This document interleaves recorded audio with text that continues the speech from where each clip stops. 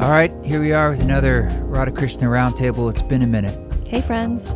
It's been a long minute, so thanks for taking some time to sit. We're not going to do any video for this one because now we're going retro. Old school. Retro podcast style.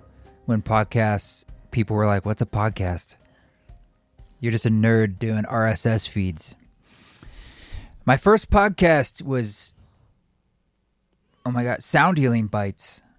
Got to 64 episodes because that's a sacred I Ching number, and then I was like, that's it. No way. I'm That's serious. not why you stopped. Well, I stopped because I was done by accident. That's why I stopped at that number. It was the final hexagram. Yeah, You and were then like, "That's before it." you go searching to find it, it doesn't exist. I pulled every episode down because I was embarrassed by the music. It was all music. I have a story about that podcast. Do you? Yeah. Well, Yeah. before you get into that story, folks, this message is brought to you by these messages. Just a little bit of housekeeping that on the Patreon, we released the Algonquin ceremony. That's what I'm calling it. We're not going to say where it was specifically, but we did a ceremony. That literally says where it was. It doesn't. In the Algonquins. Exactly. We don't say with whom. Okay. We were in Canada, and we did a private event, and we put that recording on Patreon, patreon.com/East Forest, and then there are some live dates. Most importantly, if you're listening to this in a timely manner, going to be in LA this weekend. Santa Monica, September 12th, sold out. Thank you to everyone who come to that, but you can still come to Ventura. Tickets are moving fast. Ventura, California, at the Ventura Music Hall, Sunday, September 14th. Can't wait to see you. And tickets are moving for the November tour in Australia. Everything's at eastforest.org/tickets. We're going to be in the Northeast and the Midwest for a lot of November. And a lot of those markets I haven't played before, which is just wild to me. So you're going to be with us too on the road? I will. I'll see you all in... All those. Australia. Yeah, everything you just said. California. You're going to be at Spirit Rock that just got added in October as well. That's going to be a fun, like, Ram Dass-centric set. I believe it's the 19th of October. Is that right? 18th? It is the 19th. 19th. Yep. Okay. Otherwise known as Woodacre, California. Yeah, and that's open to the public. Even though it's at Spirit Rock, don't think that you can't go because you're 100%. not a part of that community. It's for anybody who wants to go. Totally open. Yeah, so that's the major housekeeping, unless you have anything you just want to announce real quick. I've got a Patreon y'all can join too if you want to be Say what? a part of my What's on monthly that community gathering Zoom call every month. That's with the supporters, and then I post yoga classes, I post meditations, I lead live things. I'm posting some of my content from my yoga teacher training, like my module on yoga and altered states, and I post all sorts of writings. things. Yeah, All it's right. pretty rich. What is it called? Patreon.com what? Marissa Radha Wepner. RADHA. We'll put a link to that in the show notes. Yeah. All right. Let's get into this. That's our promo. So you said you had a story with Sound Healing Bites, my original podcast that no one knows. Yeah. No one can find. Yeah. This is a bit of a vulnerable story. It goes way back to 2017 when you and I led our very first retreat together. In Boulder, Utah. In Boulder, Utah at the Boulder Mountain Guest Ranch. And it was the end of the retreat. I mean, even just doing that retreat together was kind of magical because I had a vision that summer in August of us being in Boulder together, which we had never done. We had both been to Boulder individually prior to that. But I saw us in Boulder and we were leading something together, just like a quick vision that I got. And then I think back and then like a few months later, November, you said to me, I'm going to lead a retreat in Boulder in April. It was the first time I'd led a retreat. Your first retreat. And Yeah. I immediately said, I'm going to help you. Let me help you. I said, I'll even help you for free. You don't even have to pay me anything. We were friends at the time. Yeah, totally friends. And I was living in Oregon and you were in Boise. Yeah. Yeah. Yep. Yeah, that's exactly it. Though I think during that time, had you already started to separate a little bit? Remember you spent that fall down to Boulder? Was we both of us had our relationships transitioning, shall we say, at that time. That time the retreat was in 2017. Yeah. Yeah, but had you been living down there? Was that right? Oh no, not because of that, but I had been spending a lot of time down there for 10 years almost at that point. I remember you had gone down there to like figure things out with your marriage. Remember? In the fall of, what was that, 16? I don't remember the timeline, but I mean, I would go down there a lot, sometimes stay a month. Or, Okay. You know, and that's true. You had a history of going down there. So there's so many times it's hard to... I had a history of going down there, again, individually. And we both were connected to that place because of a retreat that we individually went to back in 2008 and 9 and 10. Anyways, you said, I'm going to lead a retreat there, kind of, and like revamp the retreats we used to go to back in the early 2000s. And I said, I'm going to help you, because I'd had this vision of us there. There weren't many details of it. I just knew that we were in Boulder together, which had never happened. So then fast forward to April of 2017, and we led the retreat, Spirit Dive, I think is what we called it, with East Forest and Marissa Wepner, because we didn't have our Radha Krishnas yet. And it was, anyways, it was successful and wonderful and great. Yeah, it's probably like 35 people or something. 35 people went on great hikes, listened to music, or It's not mostly, listened to music, it's but mostly you hikes, played. right? Like, Yeah, during the day. generally speaking, it was about people. We went on some, they're pretty Major. robust hikes. Major. Yeah, I mean, basically, you do yoga or meditation in the morning, they'd have breakfast, and then we were out All day on the until land. dinner. And we do some music in the evening, but it was like, I remember being exhausted. Every time Totally. we all come back, we're like, damn, we've been out in the desert all day. So anyways, we finished the retreat. It's the last day. People are leaving. And during that retreat, there was like really like for the first time, some energy between us, like a sense of like, We liked each other. oh, you're kind of interesting in a different way than just friends. And I was in the room that we did most of our leading of the groups in, the saloon. And I was like cleaning things up and breaking things down, and music was playing in the room. You had put on your iPod. No. An iPod shuffle. You remember those? Yeah. That they're like the size of a postage stamp. I still have it. And you could fit about 100 songs. And the whole gimmick was it would play them in order or in a shuffle. There's no screen.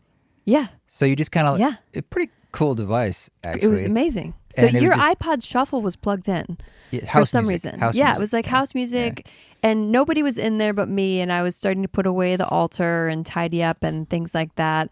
And I didn't know where you were at that moment, but later I found out you were up at the lodge sitting on the deck, and you were wondering where I was, and I was wondering where you were.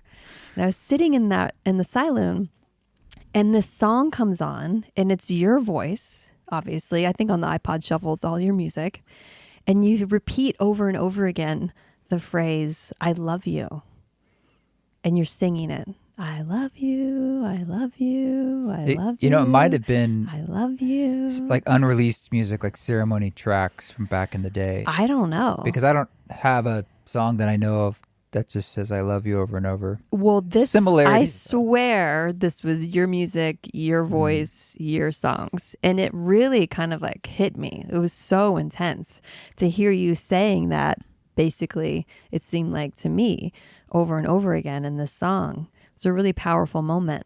And I think I mentioned to you later, like, I think I asked, like, what was that song? I want to hear it again. I know. And you said it was part of my meditation podcast, Healing Sound Bites. Oh, it was that. That's what you said. Very That's well my could have memory. been. That's Very my well could have memory. been. Yeah, back then it could have been. Sound Healing Bites. Sound with Healing East Bites. Forest. That's what my it is. Sound Healing Bite song. Is you had this. Yeah, I've never heard it since. I had never heard it before. You probably don't even know where to track this song down at. Well, I could pull out the shuffle. You want to hear something funny and a little detail on that? I made a bumper at the beginning of the podcast, and it would say, "This," or "You're listening to Sound Healing Bites with East Forest," and it was the first So thing you heard. did have the echo. Hold on, was the howler monkey, which is a sample you really don't like of mine. I love Howler I'm Monkeys. just saying that's what it was. It's just that on your album Orbits, there's the song Toad Lick, I think. And I used to play that way back in like 2015, 16 in my yoga classes for Shavasana because it's like super mellow and dreamy. But then there's a monster that comes out of nowhere. Let's be honest. No one really likes a Howler Monkey because of the sound. Well, yeah, so it's comical to me. Let me put it this way. That you put a monster sound. It's literally a monster growl. Back in the day. While you're dropping people into a safe, open space. I was a little bit cavalier with my juxtapositions of sounds. I recall there's a really old album, Crystal Starship. That's such a good album. Shout out to Crystal Starship. I listen to that album every time I fly on airplanes. Oh. It's my meditation for airplane album. Well, check this out. Someone commented, I think it's Angel's Rest. One of the songs in the middle of it, he's just like, oh, this is a great song until you drop those ridiculous baby goats.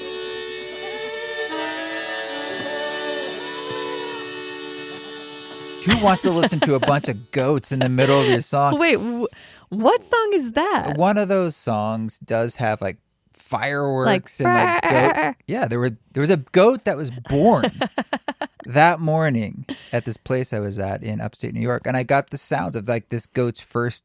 Anyway, the guy hated it. He so much so that he wrote you to tell you. He thought it was so distracting and ridiculous, like comical to him. Like there's this sweet song, and all of a sudden these goats just. This is how I feel about the Howler Monkey. Well, I was experimenting. I was growing. The middle of, I believe it's Toad Lick. So you guys can look that up. Listen to Orbit's album Toad Lick song, or put it in the end of this podcast, Krishna.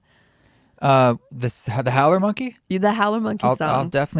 I'll find it somewhere. I'll put the goats in here. Well, no, I think it's. I'm telling you where to find it. Okay. I know the track in the album. Well, it's on my live rig too at the moment. I have that sample, and every time I'm about to hit it, I think of you, and I'm like, should I? I don't know.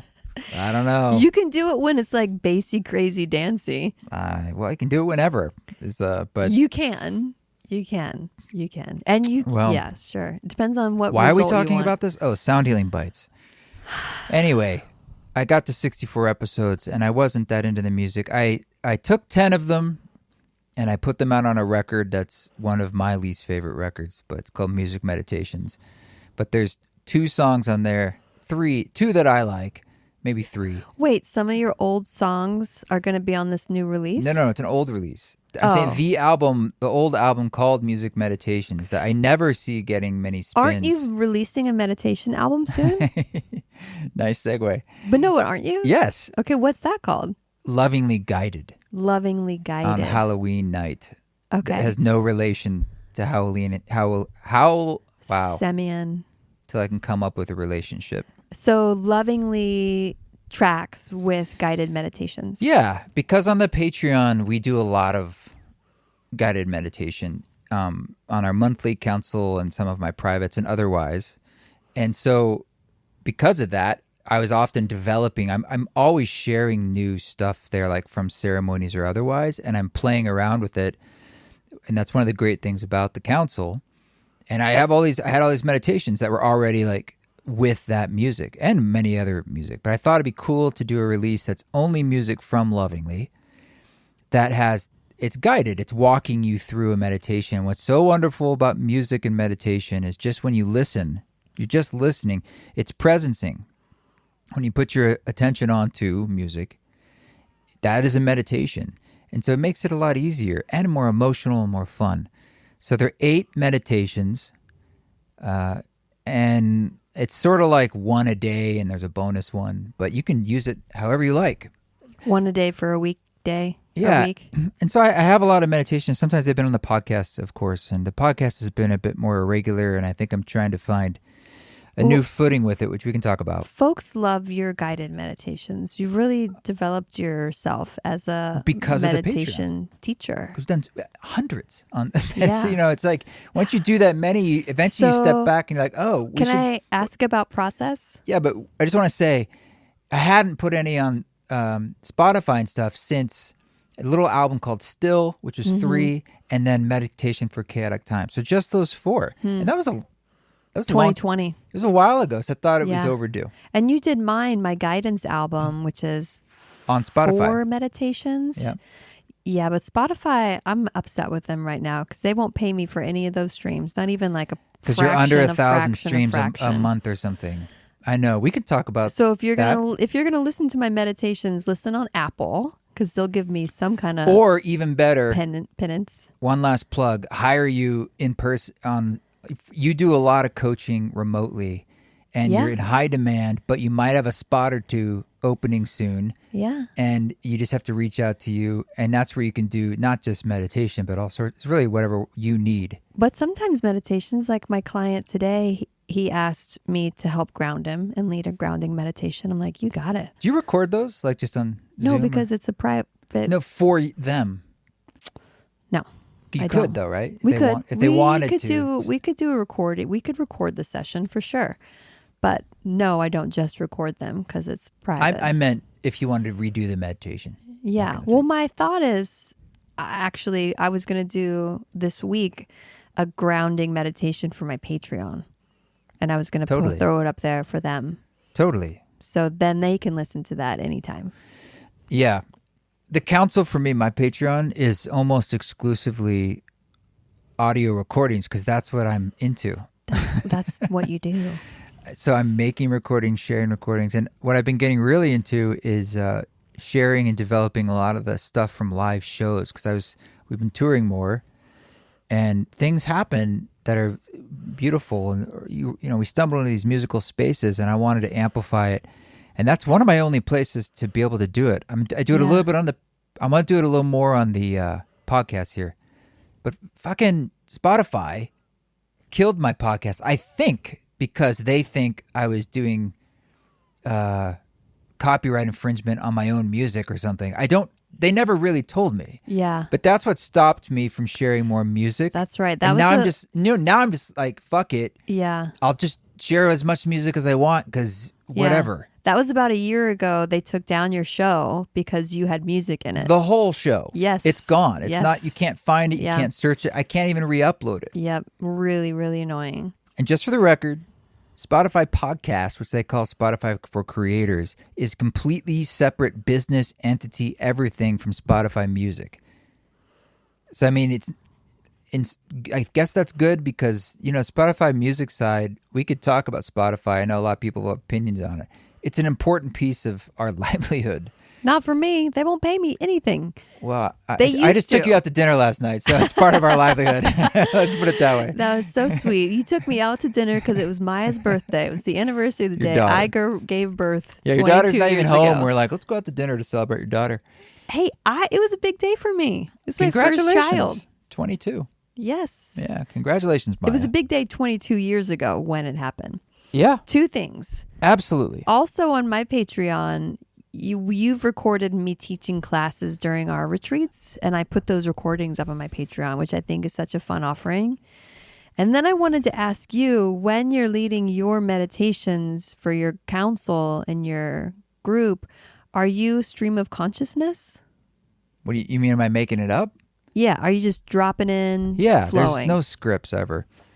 So- That's the idea is like whether it's one-on-one or in a group, we all share first for like half an hour or more. So we're kind of weaving and tapping in like what's going on in this moment in your lives. And then that information, even sometimes phrases that come out, it imparts an inspiration for a meditation against music in the moment.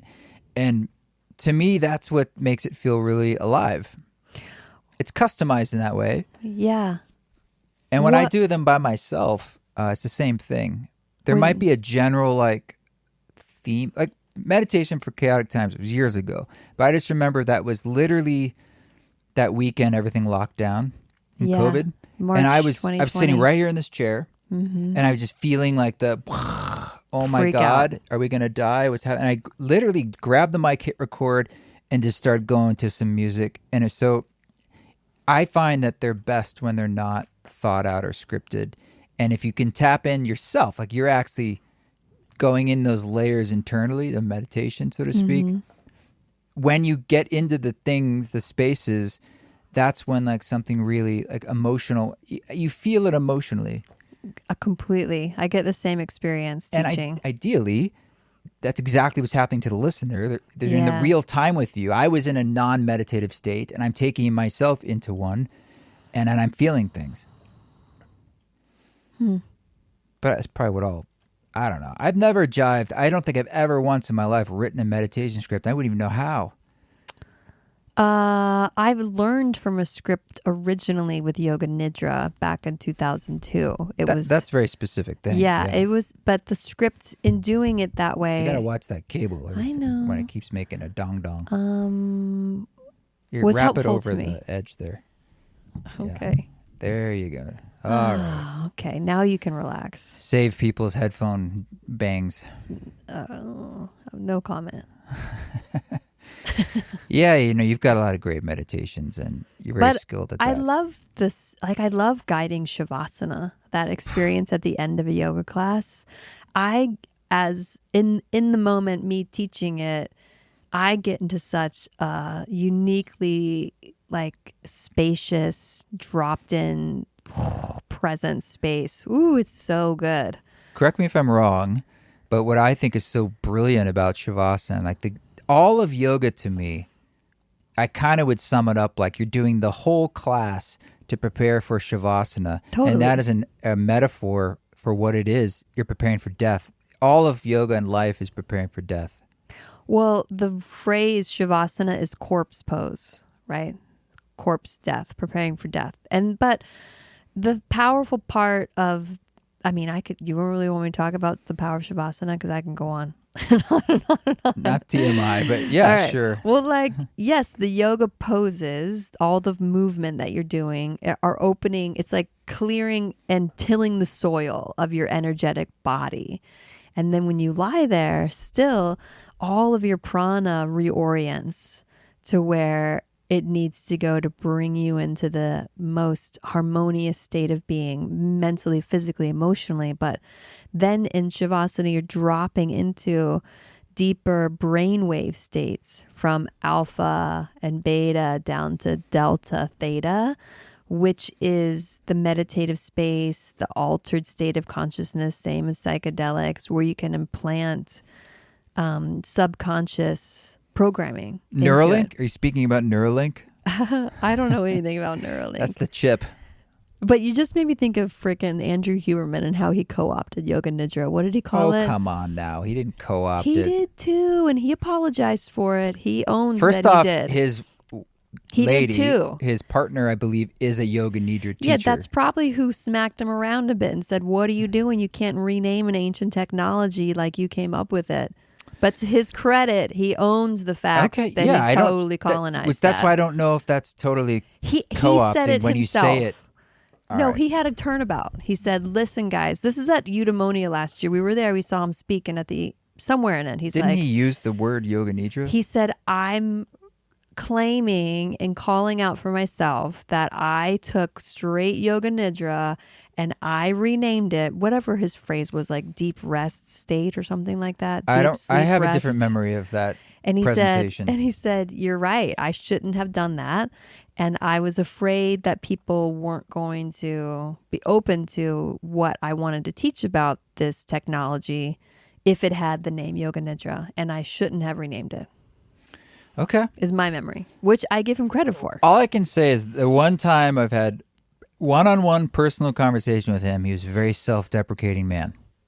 Well, that's what he was doing on stage at Eudaimonia, which Even I thought, like, okay, more good. so when we had our little coffee time. Very, like, more than I was sort of like, dude, you're kind of putting yourself down a lot. Like, in my mind, I was thinking, because you're not, you're a dude. You know a few things. You don't have to slag yourself. But in that way, maybe he's trying to, like, hey, because I acknowledged I knew who he was. And so maybe he's also trying to, like, downplay, to just be like, we're just two people having coffee. Yeah. Which I thought was really sweet. Get you down to Chucky Love level. Your brother was there too, Chuck. Yeah, that was hilarious. We were at Esalen in the house there, and I was surprised to have coffee that morning. Andrew was in there with this amazing coffee setup. And as soon as I recognized him, I was like, whatever you're drinking, can I have the same thing? And it was He was very generous. enormous levels of caffeine I couldn't handle. I was just like, I can't. It was like, back in the day, it's like someone would drink you under the table. He's caffeining, drinking me under the table. I was like, I can't work at your level. Well, I think the cutest part of that story is you're so sweet, and you make me coffee every single morning, wherever we are in the world, including home. And you went downstairs at Esalen to make me coffee, and you came up and you were like peaked. Your eyes were huge, and you were like, you won't believe. I think I'd had some coffee. You already. won't believe what's happening right now. And I was just like groggy and weak, and I'm like, what is it? And you're like, your brother is in the kitchen with Andrew Huberman right now. And they were broing out. Your brother has no idea who he's talking to at all. It was great. Which is true. And you were like, I'll be back. I'm like, you go. You have a good I'm going to time. join this like bro time down there. But my brother is like salt of the earth, blue collar. Florida. I asked him to come and support our Esalen retreat, which he did wonderfully at. But when I asked him, his response was, I said, will you come to Esalen and help me and Krishna lead a retreat? Not lead a retreat, support our retreat. And he's like, yeah, I'd love to do whatever you're doing, but what's a retreat? I had to tell him what a retreat was. Well, it's a good question. What is retreat? So that's where Chuck's at, which we love. I love you, Chuck. Love. Yeah. One other thing that you made me think of in this Andrew Huberman conversation, it's just like the whole biohacking scene now. So much of it is actually just yogic or Ayurvedic technology. Well, that's all of being modernized. All of that's just ripping off Atlantis. No, I'm kidding. No, but it is. I don't know. Yeah. I mean, a lot of it's repeating and rehashing, I suppose. Rebranding and like co-opting, I feel, and like putting it through a certain machine of westernized. Well, some of it is new science based. Tell me, what's new science based? Well, some of the nutrition stuff, or I think that's Ayurvedic. It might have some crossover for sure, but I don't know. I don't know if Ayurvedic's all about protein loading and. Oh well, no, that's the like creatine distortion of the American monster. Yes. Well, you have your own, triggers around particular food. What you trying to say? You don't like being controlled about or thinking too hard about what you eat. That's right. And I'm not judging that. That's I'm right. Just saying I don't like I think as someone in our culture, particularly women, a woman, it could be genderless, could happen to anybody, but you can crest into eating disorder types of thinking by thinking too much about, because I was a raw foodist when in my early 20s. And you grew up hungry. Yeah, and I grew up. But that's a big thing. Totally. Well, I grew up. Food was a thing when you. I grew up in a very poor household on welfare and food stamps, and a lot of kids. I was the middle of 7 children in Florida in the 80s and 90s, and we did not have food. We did not have food to eat, and I would go through most of the day and there was without eating. Nothing. Yeah, there'd be milk. Red milk caps in the bottom of the fridge. You mean like half and half caps? No, like a gallon jug of whole milk. There's red caps on top. Oh, like the kind you get at a gas station?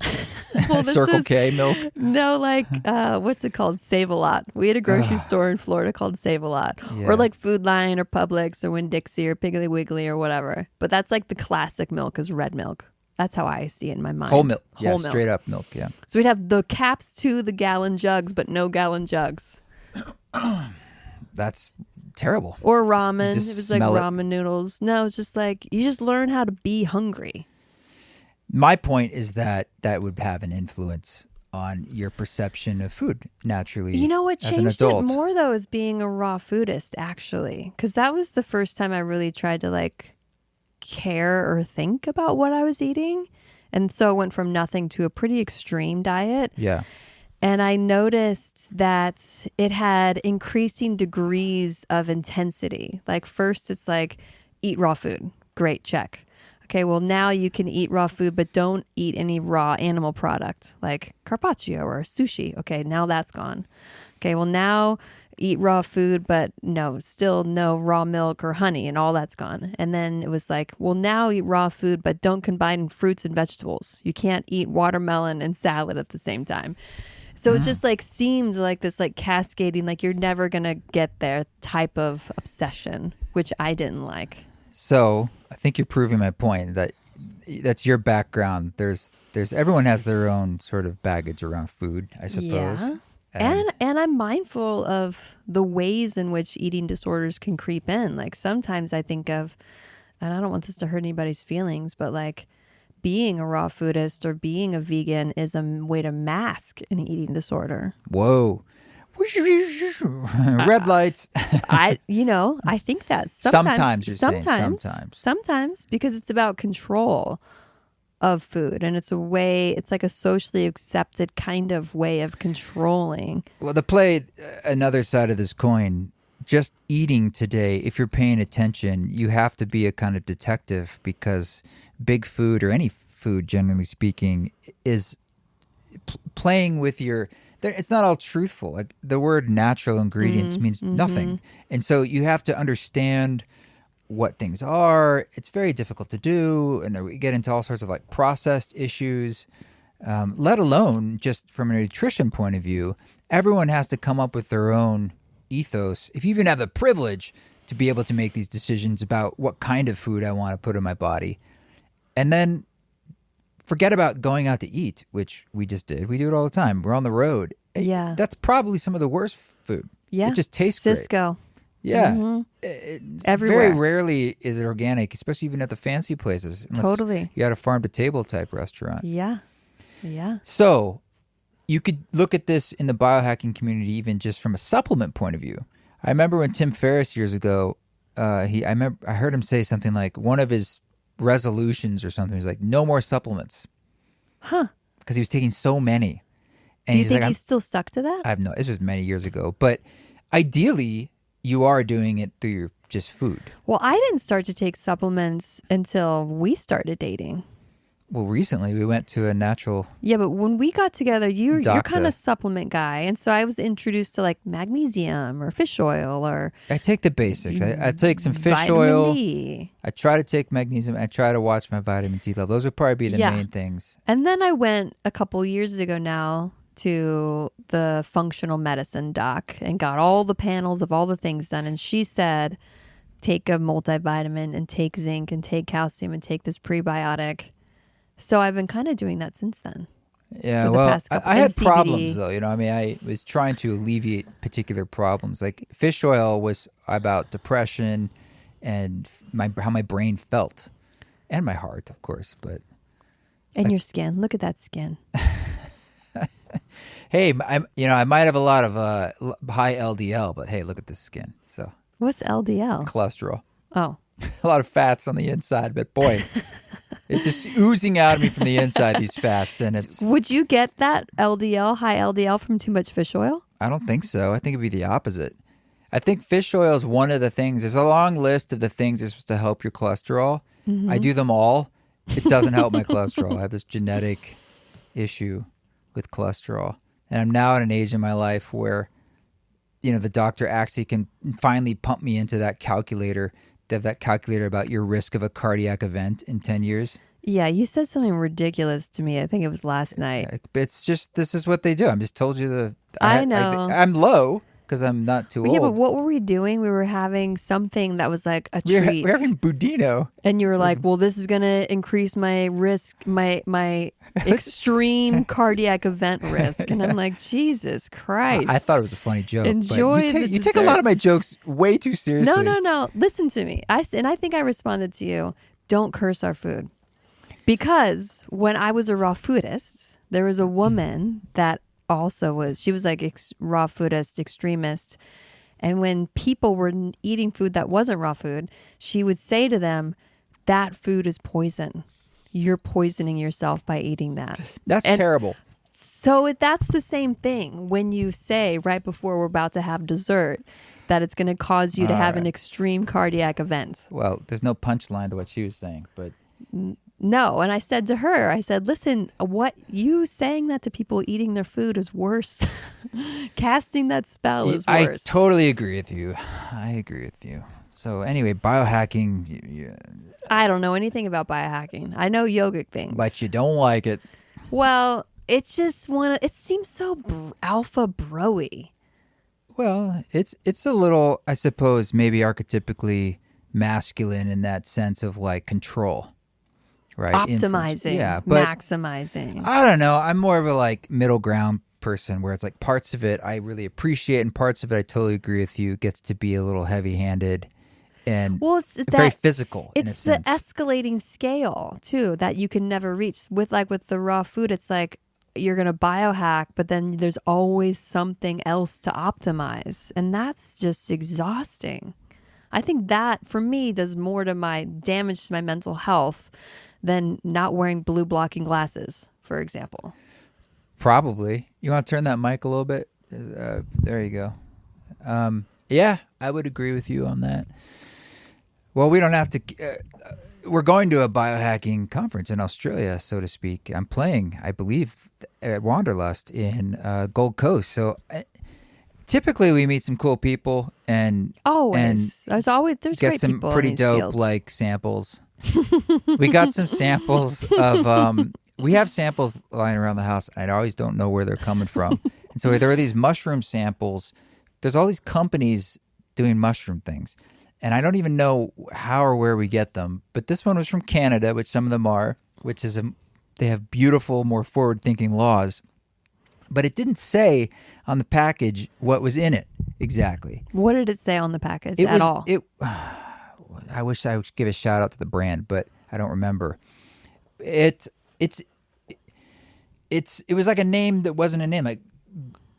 Like thought maybe it was a name of a mushroom or they made it up. So that's what made me think like, is this just like edible mushrooms, like a lion's mane type thing, or is this having quote unquote active ingredient, as they often say? Mm-hmm. Anyway, I gave it to a buddy who was going through a divorce and a hard time. You were like, I have no idea what this is. I told him straight up. I was like, it's either going to be nothing or a little bit. And then we were discussing, if you took all of them, would that be like an actual journey? Like maybe. Was it capsules or gummies? Capsules. Okay. And I looked him up on. Anyway, point is, the next day he took them and he's like, definitely not lion's mane. Meaning, and I wrote a song, and he's not as far as I know, a songwriter. So I was like, wow, it sounds like it really worked. Great. Good Fantastic. Outcome. Good outcome. Yeah, if you get into creativity, A+. Something like that's likely to be no more than 0.5 milligrams. And 0.5 would be 0.5 would be a lot. For a microdose. If you take a full psilocybin mushroom, dry it, ground it up, and stuff it into a capsule, you're going to be at about 0.5 per capsule, typically. So a whole mushroom? No, 0.5. I'm just saying, 100% psilocybin mushroom, like cubensis. Yeah. Typically speaking. I'm just trying to say taking one's not going to likely do anything too if it crazy. Did, that would be because the most would be 0.5. Those crazy Canadians, if it was... Yeah, I would think it'd be a lot less than that, but... Depends on your sensitivity, though, too. That'd be a big ride for me. Oh, yeah, you get rocked. That's my point. It's like 0.5 would be a lot per capsule. What else is going on? We got... or shall I say, what else has been coming across your radar that you think is relevant for people to talk about? What's been pissing you off lately? We just talked about it. That's not... Yeah, all right, well... Well, yeah, I've been on the road, which has its ups and downs, of course, and I'm engaging in a particular experiment this year that is underway on that, and I've been in Utah. Wait, what do you mean you're engaging in a particular experiment that's on the way? That's underway. That's underway. Yeah, just playing. I've been putting almost all of my focus into live events, live shows. And versus what was your other focus? Oh, the movie? Well, the movie for a couple years, took forefront. And then I was also, I just haven't been working on recordings as much because when you do live touring, it's like your whole life revolves around it because it's so physical. You're physically going from place to place, which that alone is all consuming. And then you have to do the show and then you have to prepare for the shows. And for me, that takes, it's like this ongoing it's like working out for something. You're constantly like preparing in a way. What I witnessed is, back in 2021, we did the big ceremony concert tour, that 15 city run that's in the show. 2022. Maybe 2022. Music for Mushrooms, right? Fall it's that 22, where yeah. you took years from 2018 was your first one of I want to play in the middle of the room. Everybody's lying down on the ground around me. This is what I'm doing. This is the direction I'm heading in. Culminated in 2022 with the tour. And then now you're West Coast pivoting tour, yeah. back to I don't want to be in the middle of the room. I don't want to find spaces where people lie down. It's not accurate. Well, kind of. Well, Yes, I do it is. want to find spaces. That's not the reason. Let me finish. Let me finish. You would like to play now in theaters. Your current vision is I want to be on a stage and I want people to be in comfy chairs in a theater. And sure, some people can lie down on the sides, but I'm not cultivating the same space that I've kind of trained my listeners and fans to want. I would like to. So how I feel about it is that I want to put on a better experience for people, and I want them to have a stronger experience. So tell us more I'm about not that. trying to just do the same thing forever. I want the tours to be unique each time. Ideally, I continue to iterate. Well, your new current things. thinking is theaters. That's what you want to do right now. Because I think it will be more powerful for them. There can be a reason why, but it's still what you want.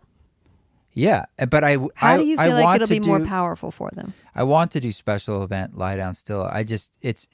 It wasn't about just what I want. I learned by doing that it was problematic from a sound point of view. Yeah.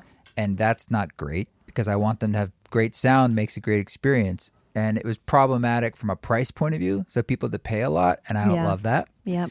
And it was problematic from a production point of view. We couldn't play in a lot of venues or reach a certain number of people. It very limited where we could offer and come to. Totally. So I learned all that by doing it. Yeah. And so from that, it's better sounds most often in theaters because they're already set up for it. They have better sound. The ticket price goes down because you're paying for your one seat. The capacity in theory can go up, yeah. And you're not taking up the room of 5 people. Yes. That's why the ticket prices were so high is when you put a yoga mat down, that's 3 to 5 spots. Oh, at least 3, probably 5. Yeah, and promoters out there, there's a whole industry that cannot understand when you try to lie down and stuff. It just breaks their brain. Yeah, seriously. I mean, I would try to simplify, and they still would be like, "We don't understand this. We're not going to do it." And so I hit a problematic wall. I was like, I can either produce my own events, which means you have to put up all the money and bring in all the production, which we did, and I still have all those other problems I mentioned. And where do you do it?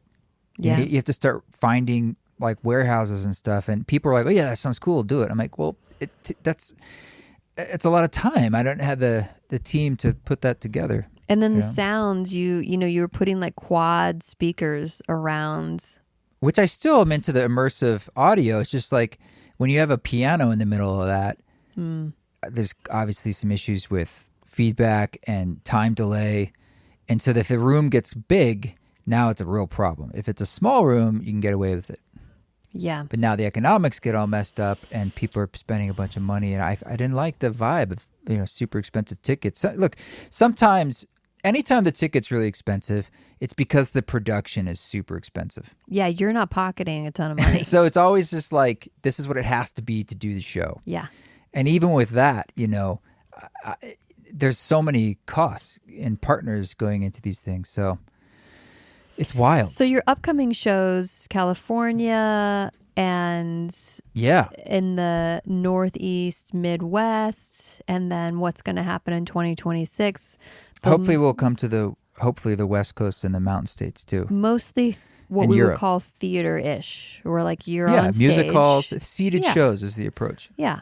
But when you just did your August run on the East Coast, some people came and they still laid down. Which I loved because I had nothing to do with it. They just kind of took care of their needs and figured it out. And I hope they had a seat, right? Yeah. So it's like, and I told people, you can move around. You don't have to stay in the seat. Right. We were at this in Saxapahaw at the Haw River Ballroom, and it has the main floor. It's this huge, tall ceiling, and then in the back there was a mezzanine, and above that there's another mezzanine. All of that was full of people just lying down. That's cool. And that was not a plan. That was not, and the venue was. It's all about the venue being okay with it. Yeah. And I had nothing to do with it. I love that they self-organize. Yeah. I love that. Me too. So come with your pillows and blankets still. Well, I just can't. I don't want you to get your hopes up because sometimes the venue, like in Nashville, there was just no room. Yeah, and then we had that one venue in Salt Lake that if you put your butt on the ground for a second, the security guard tapped you on the shoulder. We're trying to avoid that. Yeah. Couldn't even sit down. Most venues aren't that way.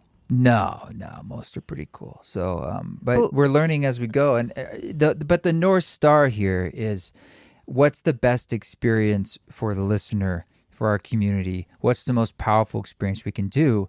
And in order for me to build to the type of experience I'm envisioning, that I want to essentially get to, I have to kind of build a history to gain the trust of partners and build our community, to be frank, so that we're selling enough tickets where there's enough revenue for the production value to do the things I want to do, to create the kind of experience that I've been like dreaming about for 20 years. Tell us your 20-year dream. Tell us parts of it.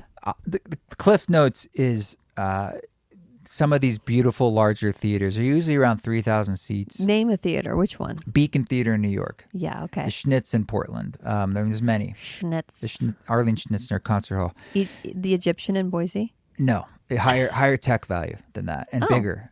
Bigger than that? Yeah, that's like 800 seats or 1,200 maybe with the balcony. Anyway, point is, they're these beautiful theaters, and because they're that particular size, the kind of shows they put on, they have a very high level of tech packages. And so from a sound level, we're already at a pretty great place. Okay. And because of the size of those stages too, and the amount of revenue from those tickets, if you're selling out, you can do things like you have these huge, they're theaters, and you can do things with scrims and lighting and projection and dance and all theatrical things that are additive to just the music. And I saw this, I've said this before, with Sigur Ros was my main inspiration in 2005 at the Beacon Theater, and it incorporated a lot of these elements. And it was so inspiring to me because I responded so deeply emotionally to that show. And were you on any dose of mushrooms? That's why I responded emotionally. Yeah. Okay, so absolutely. you were. Yeah, absolutely. So you took a little bit of an active ingredient. 1.5 grams. Okay. And I didn't know them. Mark just took me. He's like, you should come to this show. I was like, all right. It's pre-East Forest. Amazing. It changed my life. And I was just like, sure. He used to work at Atlantic Records, I believe, or Universal. Mark Grachowski, who's also one of the film guys from Music for Mushrooms. One of my oldest friends, yeah. And so he always was getting comp tickets, and he's had my pulse on the New York music scene. And he introduced me to a lot of great music, including Owen Pallett. We went to a Nils Fromm show back in the Tiny Show. I remember seeing Atlas Sound, and I could go on and on. But so I would always say yes. Okay. So you said yes, and then he's like, here, take this. Gave me a chocolate with the mushrooms, which I was like, sure.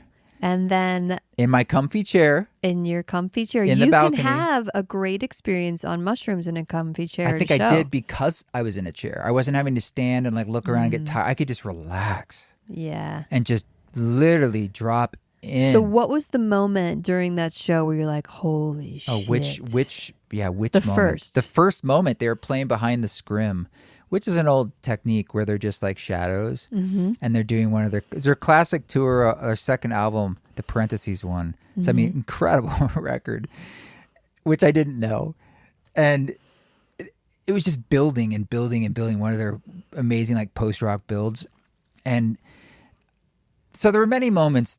But here, this is a good descriptive. At the end of the show, when we were walking out, wait, you were building the scrim show? Well, I'm saying it's hard to describe a music moment. So I'm saying this is a better way to describe it. Okay. When we were exiting the theater, I was crying at times and just while exiting or in the show? Probably both. Damn. But while I was exiting, other people were crying.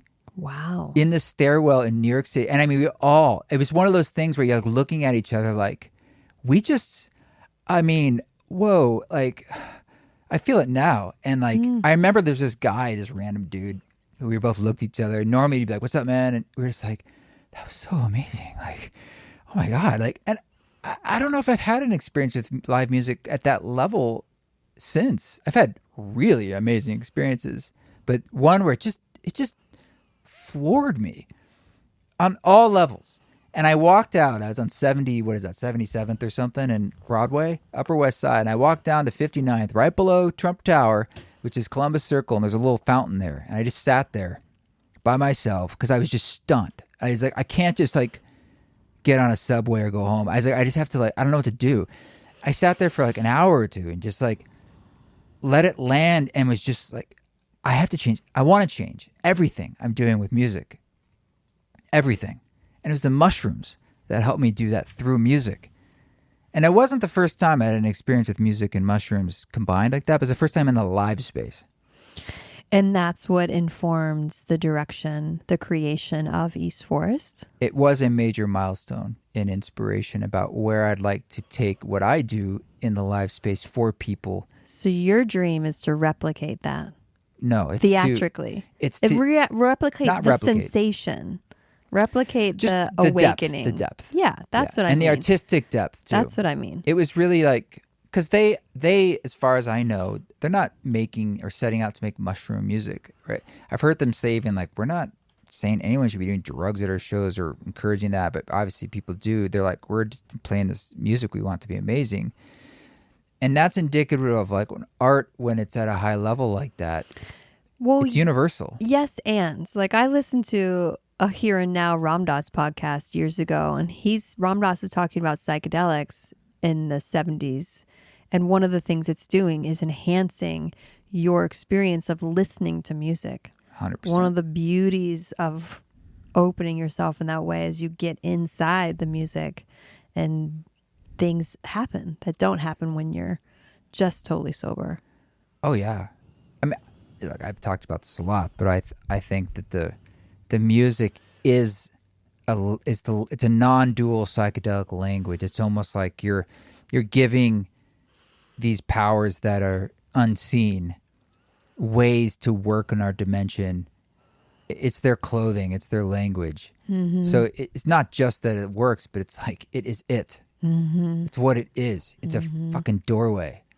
It's like that is the doorway, and it's through emotion, it's through feeling, and then it's the mushrooms were an amplifier in a beautiful, sophisticated way, but it was amplifying what already is and gets you in it, full self in it, so in it, and so yeah, I've never thought about the fact that I was sitting next to Trump Tower and like what that meant for the future, and like how you're pitting.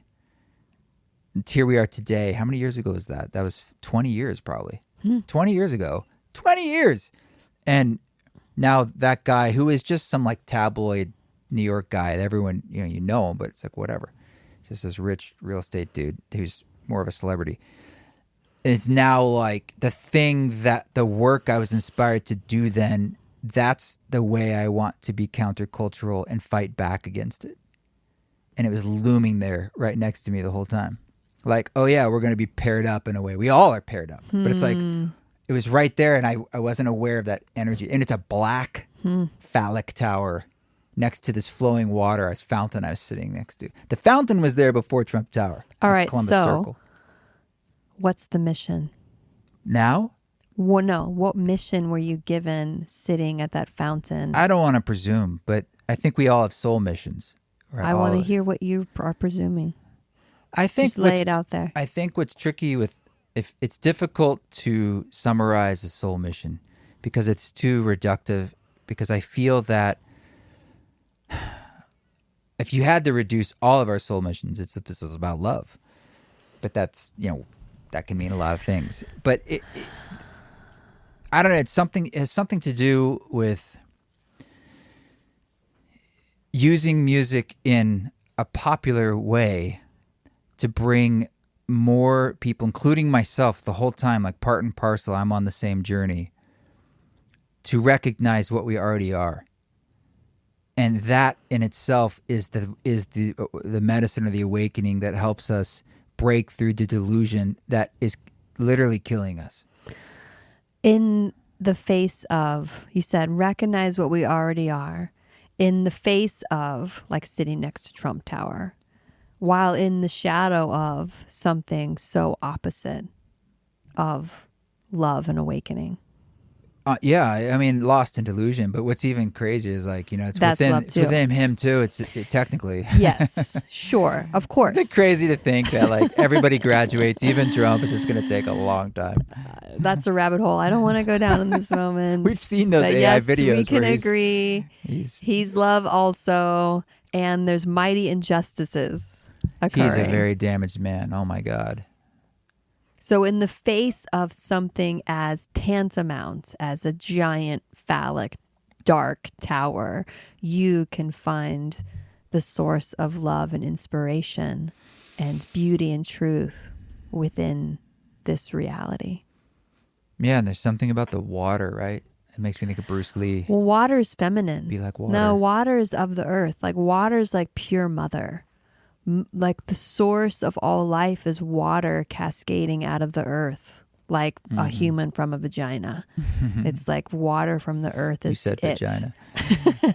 And next to Central Park, which is, I suppose, the element of the nature-ish, which is, we're in this little triangle of that. It's like the end of it. And God, it's just wild, man. It's fucking wild. I mean, I love how we can look back and sometimes see so clearly a turning point in our lives. And maybe you feel at that time, but of course you can't know.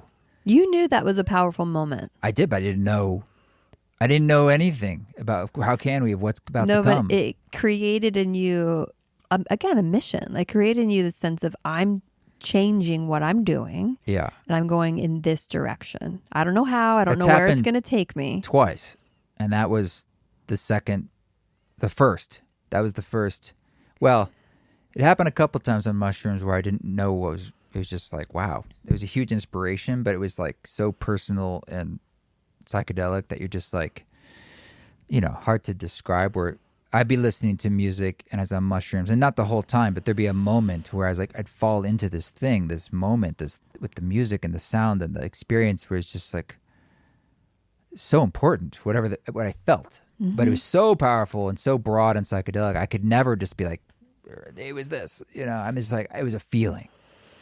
That happened, I don't know, half a dozen times in my 20s. And then when you connect those dots, where like it wasn't now just like this very personal thing where I'm just like with a buddy and I was in my room and this happened. This was like, I'm with all these people. I'm at a show in public, in a theater, and all of this is happening in such a grand way. That's where I was like, as far as being a musician, which I was at the time in a different band, I was like, oh, this is what it can be. Hey, you know what I want to put in here for you too? That you mentioned so beautifully is how it was a collective experience. Yes. Like everybody was weeping and felt, sense, open, connecting. That you create that space now too, where you're bringing community together for people to have a quote unquote spiritual experience in a safe container together publicly. That's a big deal. And East Forest does do that. I suppose the difference with me is that I'm much more overt about my intentions. Regardless, the listener has to say yes and opt in and Yes. allow you to guide them, even if you're being semi-overt, which you're not that overt, I don't feel. I mean, I do like meditations and say like, let's do this together and let's go deep. But you're still... versus, the way that you do it isn't overt, I don't think. I don't think that you come across as... how do I phrase this? It's pretty universally open door. But my point is a lot of musicians are the opposite. I mean, they like let the music speak for itself. I have no agenda. They'll say this. I hear it all the time. I think it's a bit of a cop-out because I think they do have an agenda. They just don't want to say what their agendas are because they think they'll be judged or it's limiting. And I let that go when I had the mushroom experiences because it's like, I'm not being truthful to myself if I'm just not honest about how I feel. And you don't have to feel the same thing or want the same thing. It's an invitation. Yeah, you use that word a lot when you're speaking to groups about it being an invitation, which is the appropriate word because you can consent. Do I accept the invitation or do I not? And all along the way, people can say, yes, I'm going to listen and feel or attune. And you're just giving, here's another way, here, let's try again, let's come back again, which is what you have to do. Oh, like just little nudges to hold the group energy. And we amplify together. We amplify the field together. It's bigger and deeper together. There's more that happens together. Absolutely. And I think that the theatrical elements that they brought to it, I came from the theater. I know. And at that time, I was also an actor. And so that's a place that I knew well. And so there's a familiarity to like, oh, how that can help it be more really grounded and emotional and powerful is manipulating those elements. And that's what you can do in theaters in a way that I think is really special. It's a long answer to your question about why the tour is the way it's going to be. Oh, it's great. It's great. So let's say coming 2028.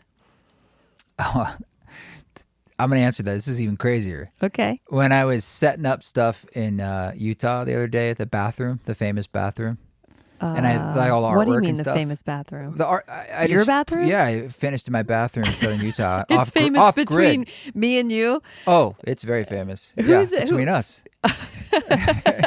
I told someone it's Listen. the greatest achievement of my adult life. He says it's famous because and I'm very proud of you and you're incredible. He's built out that includes Temporary. a bathroom that for a while was a compost toilet, which is totally fine. But you went mega and dug a whole sewer situation. Well, proper septic system. Yes, Yeah. and then now you have a flush toilet. So Yeah, the flush the toilet flush to you toilet is a is big like deal. an off-grid flush It's toilet. lore.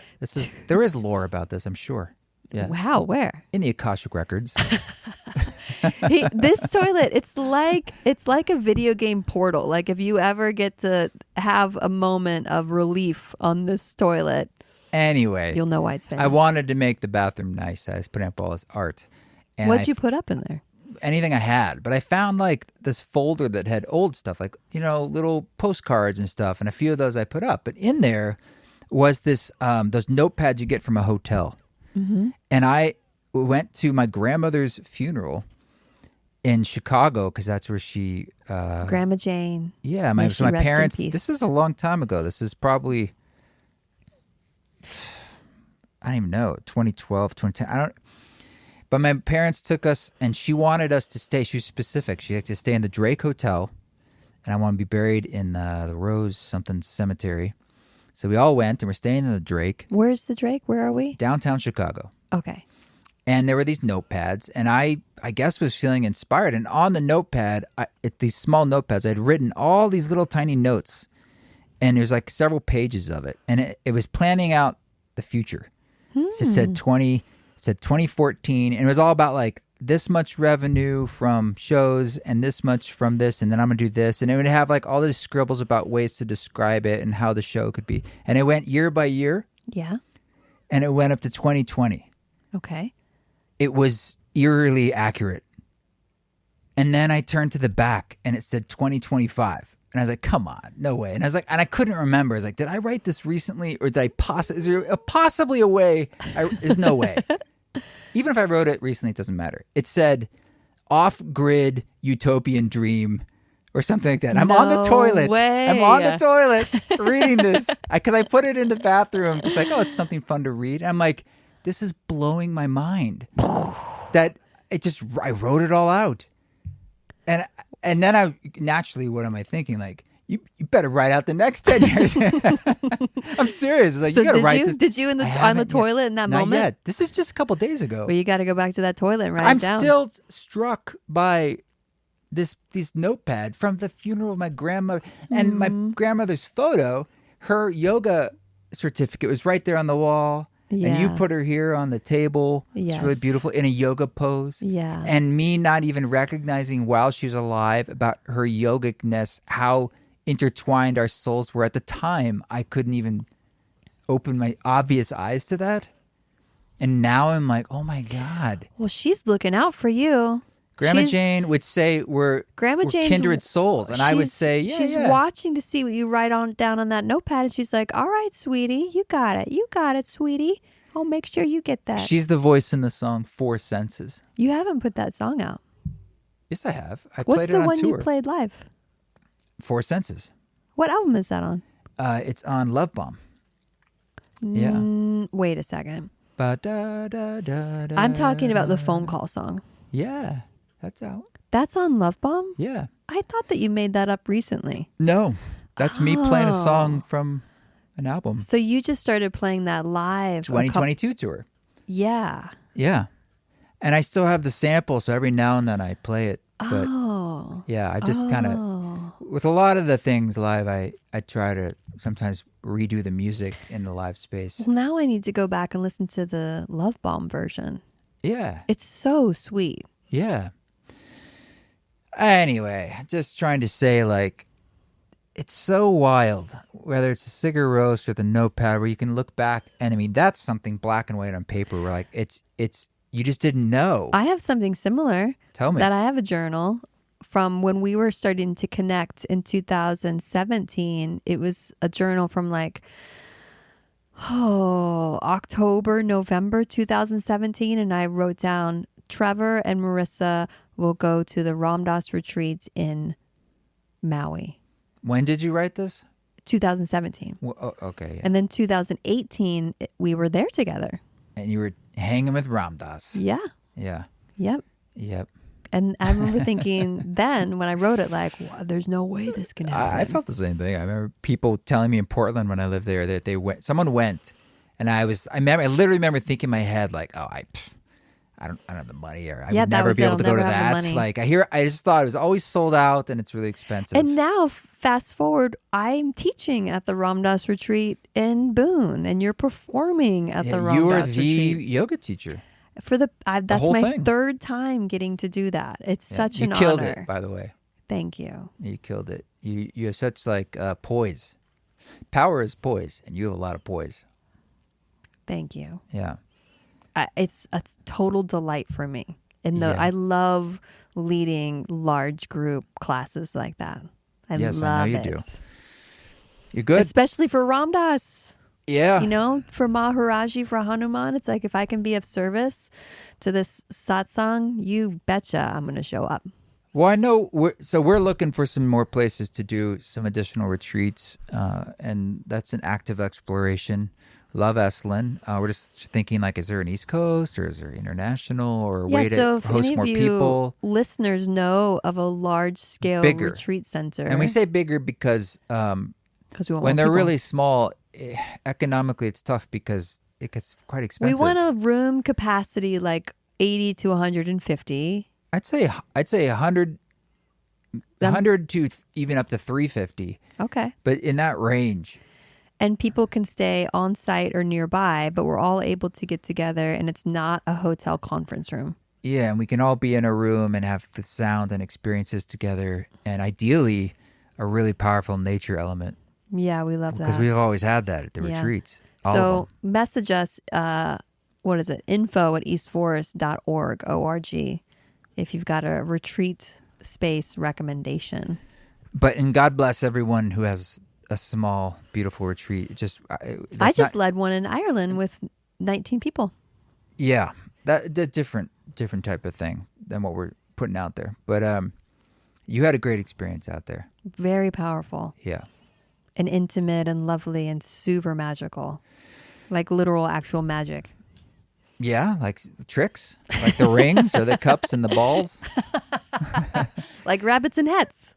It'd be so cool if you told people, like, this is going to be a magical retreat. You kept saying it over and over again. They show up and you hire a magician. And he does like, card tricks. That's worth it. Kind of would be. Just for the, I told you, literal magic. So we're done. We're done. Yeah, well, I hope to be in Ireland, God willing, in the early 2026. Yeah, European tour. We hope so. Yeah. Yeah. Well, everything is against the backdrop of what we don't even need to speak to, it feels like, as much, which is the atrocities and the injustices and the collapsing and the melting, that it's almost like none of us are ignoring it. If anything, it's just like the way we all have to hold a multitude of emotions at once and live life and find ways to work against that and within it and weave with it and subvert it without it being just like anger and, a chaos of the mind all the time. It's a dance. It's a dance. Joy is resistance. That's a big piece of it. Anything else you'd like to add? No, I would love to see some of you all on my Patreon, so reach out to me there, and I look forward to seeing you on the road at all these upcoming shows. I'm going to be your handy dandy merch girl, so come say hi. What's your site again for the coaching and Patreon and everything? Just go to Marissa Radha Wepner, Marissa with one S. Thank you very much. Wepner with 2 P's. Is it? And it's radha.com. Yeah, we'll link in your show notes. .biz. .booty. .booty. That's a different site. Don't go to that one. Yeah. That's your OnlyFans. That's where the real money is being made. That's how I keep this ship sailing. Uh-huh. All right. We'll hope to see some of you in person coming up at these events, and keep walking. This song you're listening to is My Sweet Lord, a collaborative track I just released with the artist Nadi. Listen to it wherever you listen to music. Thanks to George Harrison for the rad track. Hopefully I'll give you some more information about the creation of this music, but we'll let it play out to enjoy it. This is My Sweet Lord.